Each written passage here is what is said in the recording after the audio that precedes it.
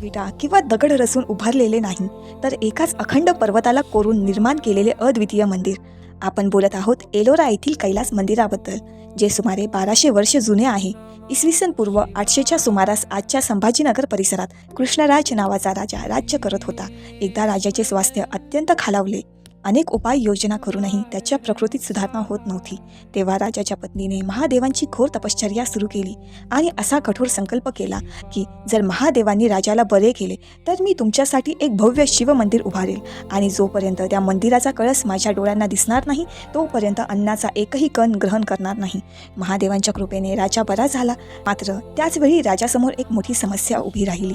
इतक्या कमी काळात एवढे भव्य मंदिर उभारणे कसे शक्य होईल? अनेक तत्वज्ञ, वास्तुकार आणि शिल्पकार दरबारात आले, परंतु इतक्या अल्प काळात असे विशाल मंदिर उभारणे अशक्यप्राय वाटत होते.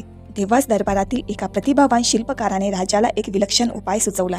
जर आपण मंदिराची सुरुवात पायापासून न करता थेट कळसापासून केली तर राणीचे प्राणही वाचतील आणि मंदिराचा संकल्पही पूर्ण होईल.